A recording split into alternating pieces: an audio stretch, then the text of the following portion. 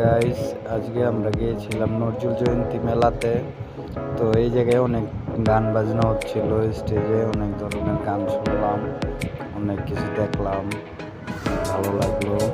তারপরে চলে গেলাম এই দোকানে কি বিক্রি করতেছিল, দেখলাম খেয়ে মুখের থেকে ধুয়ে বেরিয়েছে। খেলাম, বউকে জিজ্ঞেস করলাম খাবে নাকি, বউ বলতেছে খাবে না। পরে বললাম খাওয়া লাগবে না, আমি একলা একলাই খাই, তোরা দেখ। খাইলাম, অনেক কিছু দেখলাম, কেনাকাটা করলাম।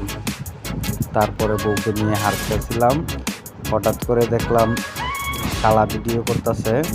হ্যাঁ, খালা খুব সুন্দর করে ভিডিও করছে, ভিডিওগুলি ভালো লাগলো। তো গাইস, অনেক ভিড় ছিল এই জায়গায়। তো এই জায়গায় চা বিক্রি করতেছিল, রাজা বাদশাদের চা।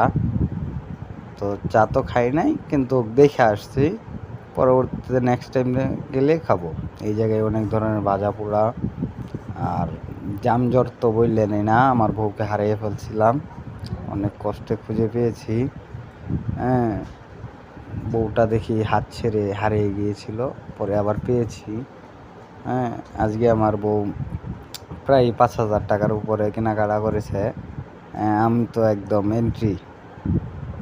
তো গাইস, অনেক মজা হলো নজরুল জয়ন্তীতে গিয়ে, অনেক ভালো লাগলো। কিন্তু অফুরন্ত ভিড়ের জন্য একটু কষ্ট হয়ে গেছে। আর এইগুলির দোকান দেখা আমার বউ তো আত্মহারা।